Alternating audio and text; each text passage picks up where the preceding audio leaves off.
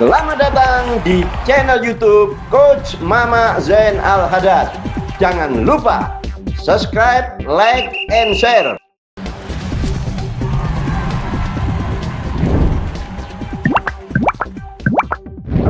Gebrak ajur! Assalamualaikum warahmatullahi wabarakatuh. Salam olahraga para gebraker semuanya. Oke, bersama coach idola kita, Coach Mama Haddad. Apa kabar coach? Sehat coach? Sehat, alhamdulillah. Alhamdulillah. Kabar baik.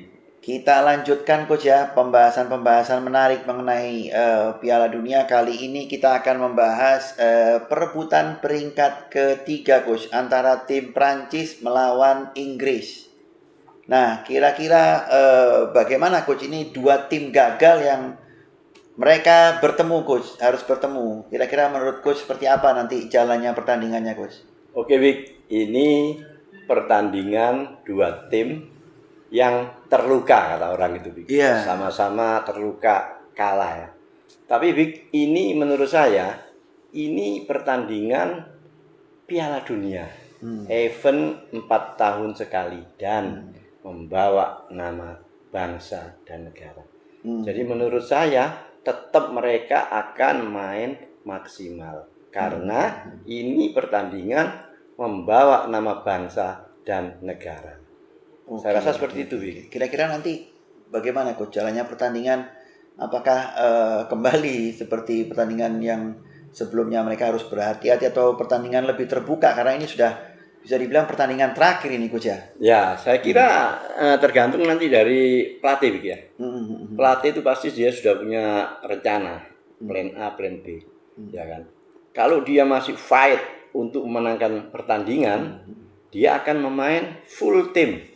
Artinya pemain yang siap yang akan dimainkan.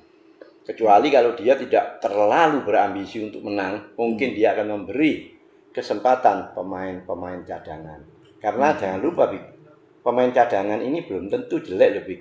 Cuman karena yang main 11 dulu, maka yang lain jadi cadangan.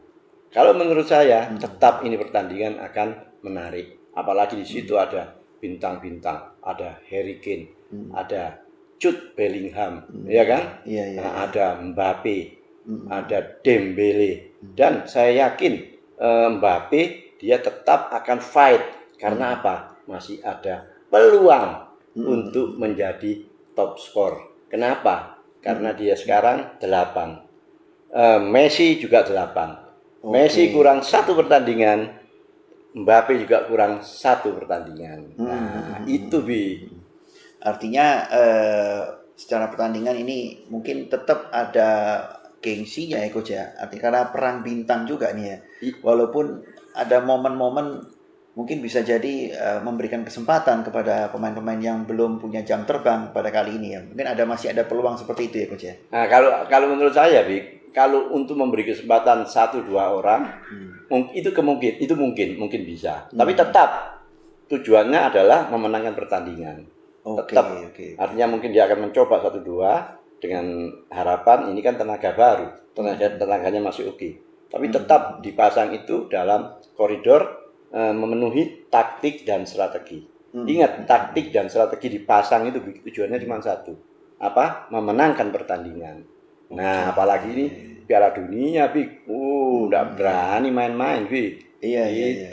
Tapi ada yang cukup menarik juga coach.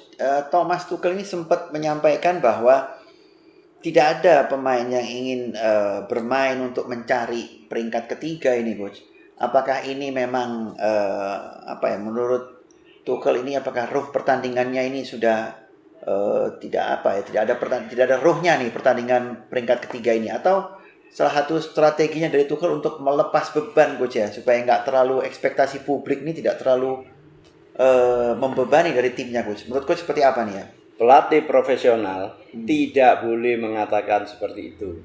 Karena apa? Moral dan mental pemain akan terganggu. Nah, ini Piala Dunia nih, disaksikan jutaan orang. Iya kan? Apalagi masih ada harapan terutama untuk Mbappe, dan masih ada harapan untuk Harry Kane, mungkin bisa jadi pemain terbaik. Iya kan? Jadi nggak boleh seorang pelatih profesional mengatakan seperti itu. Kalau kau bilang untuk mengalihkan beban, bisa saja. Semacam Jadi nanti sayur kalau ya, kalah, Coach, ya. kalau kalah nanti iya sudah tidak ada ambisi yang berlebihan. Tapi yang jelas itu tidak boleh.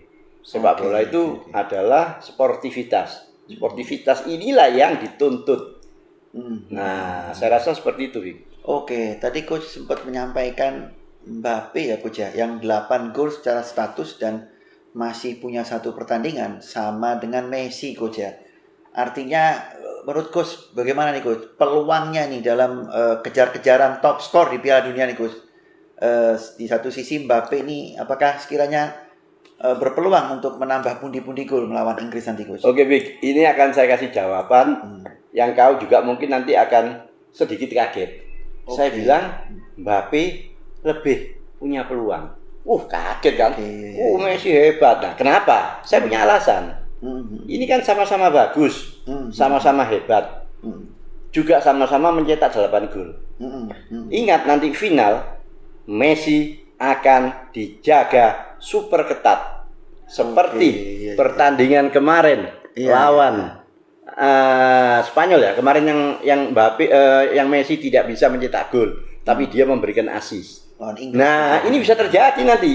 Messi akan di-marking secara ketat. Sementara Mbappe, apalagi kalau lawannya sudah yang kau bilang tadi, tidak ada keinginan keras untuk menang, maka Mbappe punya peluang untuk mencetak gol. Tapi kembali lagi, Messi adalah Messi, ya kan? Mungkin dia kalau punya niatan, punya ambisi untuk memenangkan pertandingan dan mencetak gol, mungkin dia punya celah lain. Dia mungkin punya cara lain.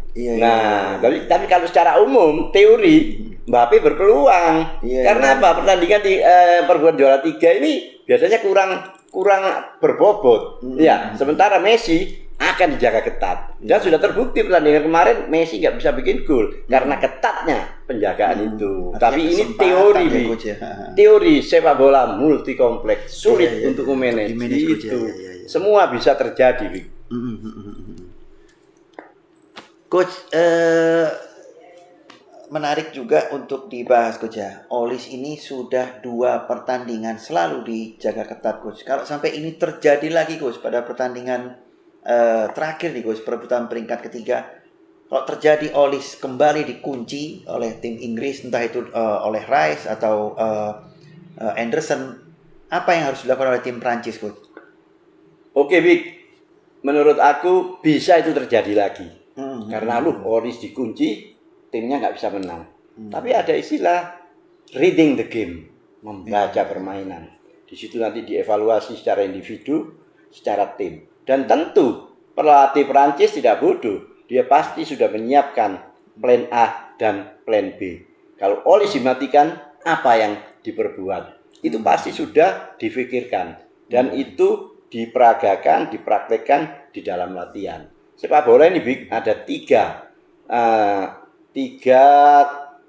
tempat, Bik. Satu namanya defending third, lini pertahanan. Ada yang namanya midfield third, lini tengah. Ada yang namanya attacking third, lini depan.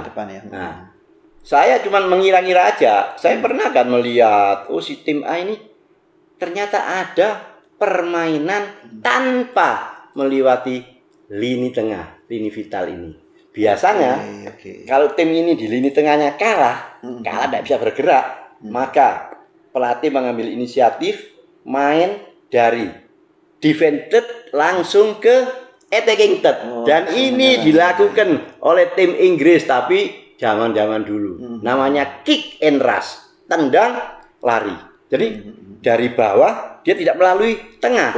Karena percuma tengah nanti kalah, maka dia direct ke striker. Baru nanti second line ini yang membantu, mensupport. Apakah itu saya tidak tahu, atau mungkin punya cara lain, itu juga tidak tahu. Itulah yang nantinya yang akan kita saksikan. Begitu, Bi.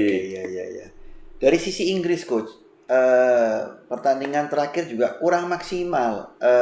Kane dan Jude Bellingham, andai kondisinya ini juga kembali terjadi di tim Inggris ketika melawan Prancis ya, kita tahu bahwa second line dari Prancis juga bagus coach ya, dari sisi gelandang bertahan coach ya, dan terjadi bahwa Kane dan Jude Bellingham ini kembali di press atau tidak dapat umpan-umpan yang bagus atau nggak maksimal. Apa yang harus dilakukan oleh tim Inggris coach? Ya.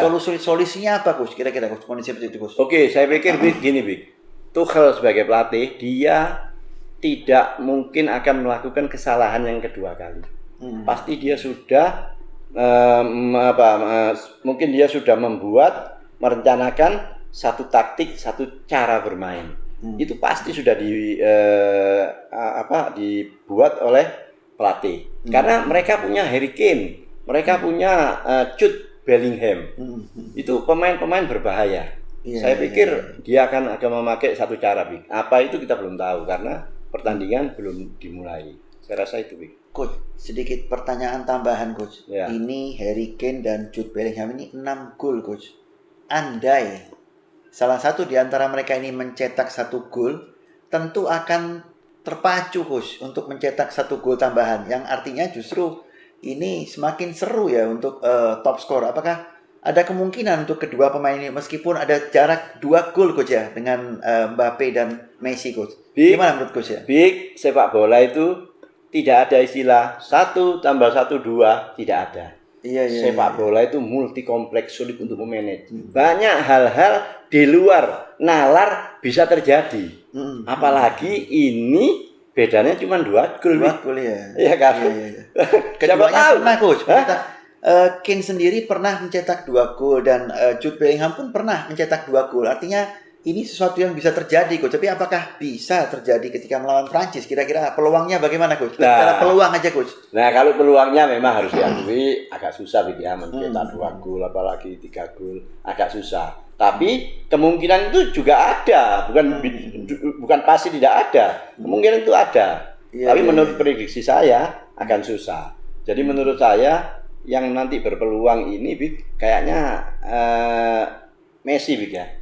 Tapi dengan catatan Messi bisa keluar dari pressure lawan.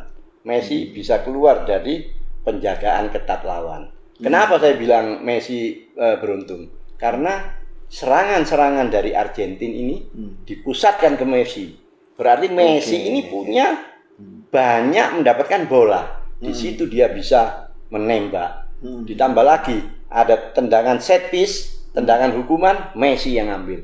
Tendangan penjuru, Messi yang ambil. Ditambah lagi tendangan penalti, Messi yang ambil. Jadi secara teori Messi lebih berpeluang. Tapi itu teori, sepak bola itu tidak ada istilah 1 + 1 2, tidak ada sepak bola. Tapi ini kan teori gitu, Sebagaimana Kane sama Jude Bellingham juga bisa memungkinkan dia akan mengambil titik putih, coach. Kalau ada pelanggaran dia akan mengambil penalti coach. Jadi masih ada peluang walaupun tidak sebesar Mbappe dan Messi gitu mungkin coach ya. Kalau sekarang ini saya pastikan Harry Kane akan mengambil set piece, tendangan hukuman, juga akan menendang penalti. Apalagi dia sudah terbiasa. Apalagi kalau ada ambisi untuk menjadi top skor.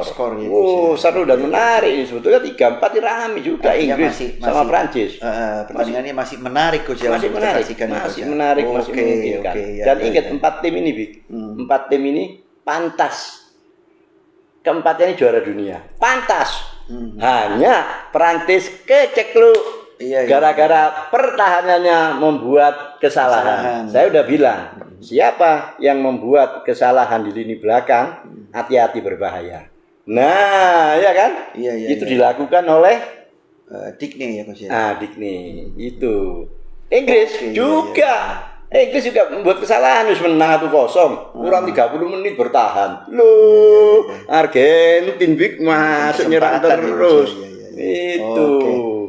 Oke coach, mungkin kita cukupkan coach diskusi kita kali ini untuk membicarakan lebih mendalam tentang peringkat ketiga ini coach, antara Perancis melawan Inggris. Kita cukupkan coach. Terima kasih banyak. Oke, para gebraker semuanya, terima kasih banyak atas jangan lupa subscribe, like and share. Terus komen apa yang ingin disampaikan silahkan ditulis di kolom komentar. Oke, terima kasih semuanya dan gebrakajur. Wassalamualaikum warahmatullahi wabarakatuh. Terima kasih para pemirsa. Sehat selalu dan gebrakajur.